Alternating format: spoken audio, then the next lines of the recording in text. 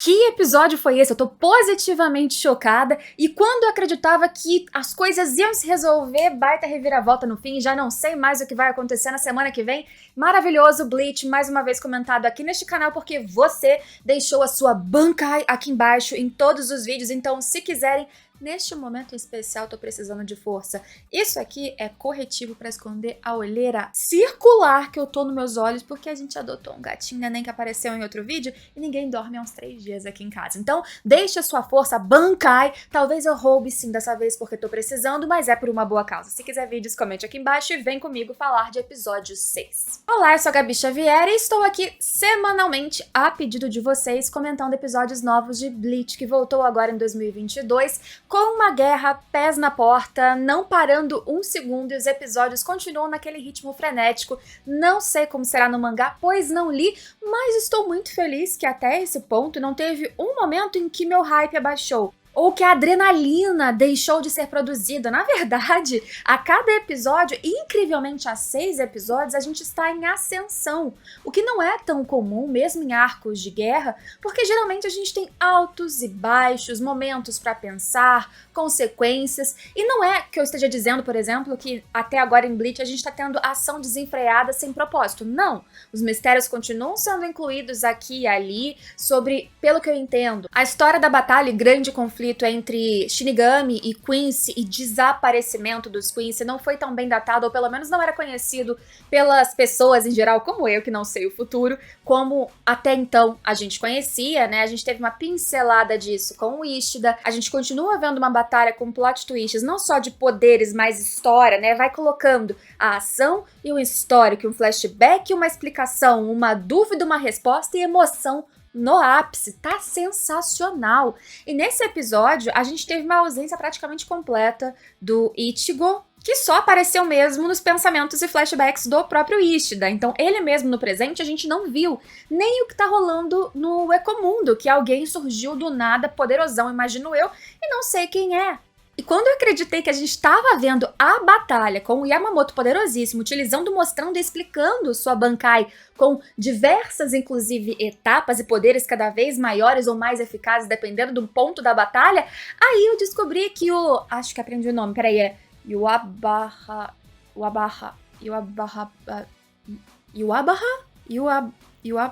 Eu achei que eu tinha aprendido. O rei Quincy Yuabababa, ele não tava ali lutando, na verdade, com Yamamoto.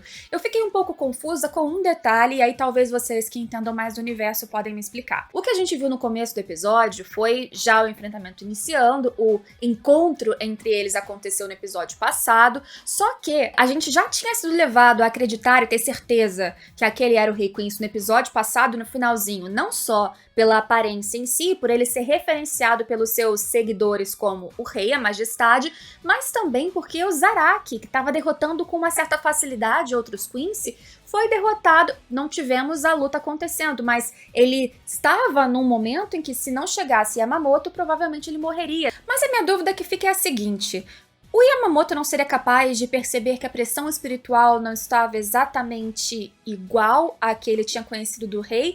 Ou será que aquele Quincy, por exemplo, ele tinha uma pressão espiritual realmente grande e a pressão espiritual atual do rei é muito maior do que Yamamoto pensou? Ou será que ele sequer se permitiu ou teve tempo de pensar sobre esses detalhes porque ele simplesmente queria aniquilar o seu inimigo e não pensou em probabilidades externas? E também porque ele estava lidando contra o tempo, acreditando, crendo que sua Bankai não poderia ser roubada. Eu realmente fiquei um pouco confusa sobre essas explicações e até o momento sobre o funcionamento do amuleto, porque o próprio Yamamoto, ele acreditou, ele criou uma tese na cabeça dele de que a Bankai só poderia ser roubada se a pessoa, o Quincy, utilizando o amuleto, conhecesse e entendesse o funcionamento dela. E, portanto, ele supôs que a sua não poderia ser roubada porque ninguém sabia exatamente como funcionava. E aí ele deu um TED Talk, uma masterclass, né, típico de anime, dizendo exatamente como funcionava, porque depois da batalha aí sim poderiam roubar. Mas não acho que foi esse o caso. Pelo que eu entendi, essa tese dele estava equivocada, pelo menos foi o que eu compreendi ao fim com a chegada do rei, aí sim, roubando a Bankai dele. O que eu acho uma pena, porque teve um funcionamento que eu vou comentar daqui a pouco, que eu achei interessantíssimo. Mas vamos lá. Envolvida e enganada como estava, eu fiquei completamente vendida para a batalha. Uma batalha que foi realmente muito unilateral. O que estava um pouco estranho, eu fiquei com uma certa sensação esquisita de, poxa, mas ele não era o rei, o poderosíssimo, ele realmente seria derrotado, ainda que pelo Yamamoto e pela sua Bankai, tão fácil assim, sem nenhuma contramedida, só jogando umas flechinhas e também ficando um pouco mexido ao ver os seus ali voltando, a vida não, mas os corpos se animando contra ele. Eu achei que tinham inconsistências, mas eu quis crer que havia uma parte da história sobre esse rei que eu ainda não tinha experimentado, conhecido, e isso viria junto com todas as explicações que faltavam. E como a batalha por si só estava tão boa, com tantos não só efeitos visuais, uma direção que me intrigou e diálogos que conseguiam me prender, uma potência de inimigos se reencontrando que eu tava acreditando que tava acontecendo, que eu esqueci esses detalhes, eu deixei pra lá e aguardei o fim ou o futuro pra me explicar essas pequenas, não vou chamar de incoerências, mas questões que estavam me incomodando.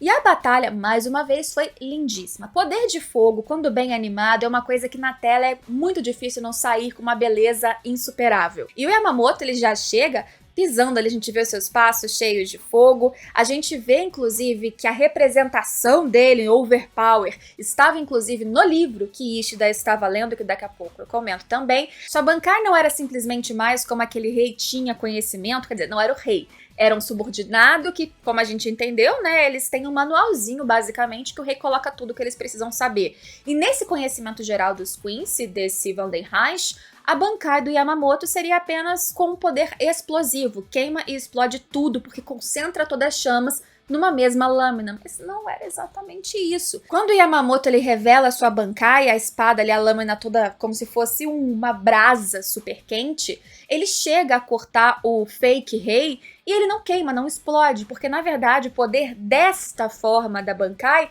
estava na pontinha da lâmina, pelo que eu entendi. E aí o poder na pontinha, imagino que por ser ainda mais concentrado da lâmina inteira, ele adaptou e evoluiu e foi pra pontinha, aquilo virou um poder explosivo, de encostar no chão e quebrar tudo. Por isso que as pessoas começaram a ficar muito tensas, mesmo os subordinados ali do Yamamoto, Shinigami, toda a umidade até do ar da Soul Society começou a ser puxada conforme o poder do Yamamoto ia crescendo. Pele seca, lábios secos, sangrando, porque toda a água estava acabando quando aquelas chamas e o poder dele ia crescendo. Era assustador.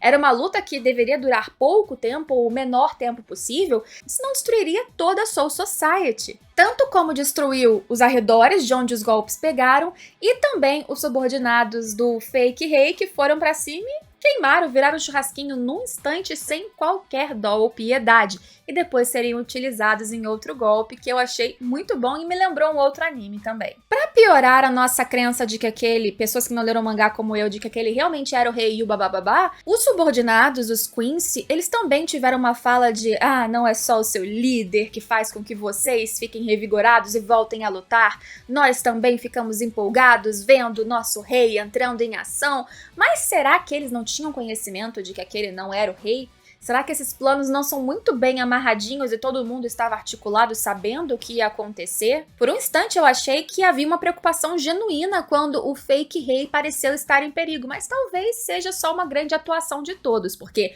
o rei verdadeiro estava no subterrâneo visitando alguém bem importante. De todas as formas, norte-sul, leste-oeste da Zankanotachi, se eu não me engano, a Bankai do Yamamoto, eu gostei muito da forma em que ele utiliza as cinzas. Olha só, eles fizeram uma construção até poética. Já que os golpes dele, seja Bankai ou historicamente sejam relacionados ao fogo, ele carboniza suas vítimas.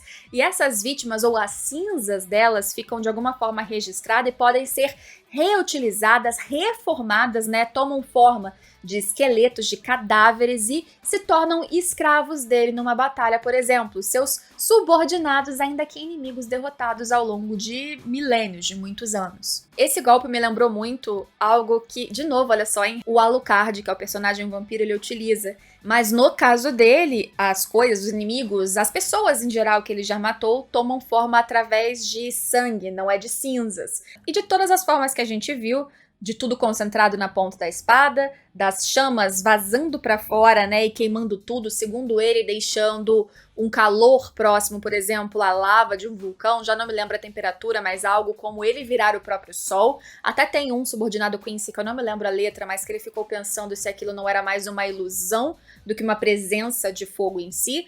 Ele, nessa hora, o Yamamoto, já tá muito cheio de si. Ninguém vai vencer. E aquele rei não tá representando um grande desafio. E aqui que eu fico mais uma vez com dúvida. Ele não percebeu? Não estava estranho? Este rei, ele realmente evoluiu durante 1000 anos a tal ponto, recuperando e ultrapassando seu poder, que o Yamamoto não percebeu que tinha uma outra figura muito mais poderosa e aquela possivelmente não era ele. Mas aí teve o uso dos mortos e o golpe final, que me pareceu uma super explosão que partiu o fake rei no meio. E aí que a gente descobriu que não era o rei, porque de repente o cara começou a pedir desculpa pra alguém, falar que fez o que mandou, o que pro Yamamoto, aí sim começou a estalar alguma coisa, poxa, você não é o rei? Não estão seguindo você? Com quem você tá falando? A quem você está se referenciando?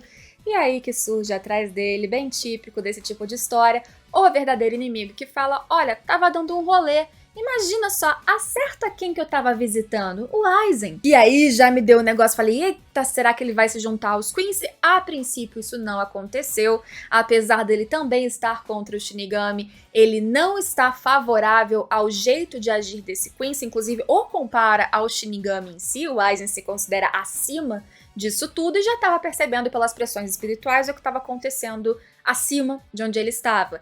E aí eu fico com uma dúvida e uma teoria. Será que, já que a batalha verdadeira, ou pelo menos o poder do rei, será utilizado e mostrado agora, provavelmente a partir do próximo episódio, Ichigo nem apareceu, será que a destruição que já tá bizarra na Soul Society será tanta a ponto do Aizen, por exemplo, em algum momento conseguir sair dali? E ele saindo, será que isso representará um novo desafio? Será que realmente, ao invés de 2 inimigos unidos, serão 2 inimigos separados? Não sei, mas me trouxe, de novo, olha só, mais um plot twist, mais um potencial desafio, mais um segredo, mais algo interessante que pode acontecer. Eles não se uniram como seria o previsível, até porque a união deles poderia ser depois, no futuro, problemática para ambos, já que ele também era uma potencial ameaça ao próprio rei Quincy. E aí, no fim, Yamamoto tem a sua Bankai roubada, como eu disse, pelo que eu entendi, é porque além do rei ser o único capaz de conseguir, por força, roubar aquela Bankai sem que ela o destrua e o consuma,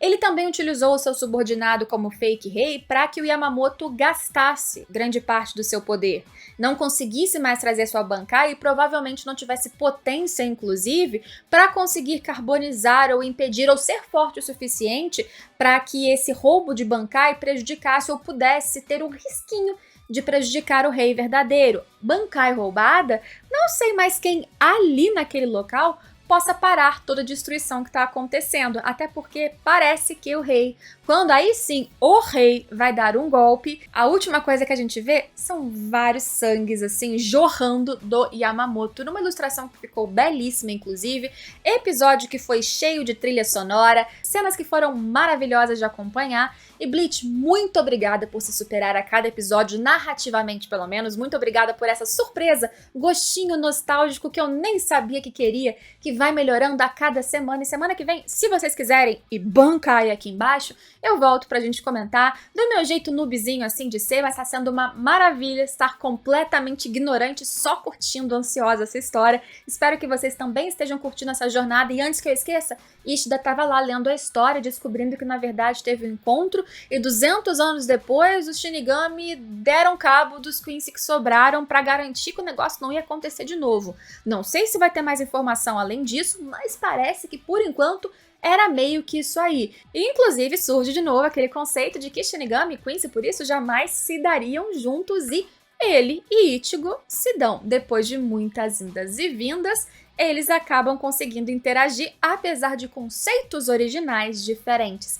Ichigo, você vai se libertar, né? Porque eu não vejo mais quem pode conter uma destruição completa da Soul Society. Já estamos tendo morte demais, imagino quem já não morreu com mais esse ataque de Visão 4, pelo que eu entendi, foi pro espaço. Yamamoto, se não foi destruído no episódio que vem, tá indo com Deus, então tô preocupada com o que vai acontecer. Se quiserem me acompanhar, espero vocês na próxima Terça das Almas. Sugestão de nome novo que eu recebi de um inscrito, inclusive, aqui no canal, e em vários outros dias com vídeos que eu lanço comentando outros animes e mangás junto com vocês. Tem conteúdos extras também em @xgabixavier nas redes sociais, basicamente todas, e espero vocês em todos os próximos vídeos. Tchau, tchau!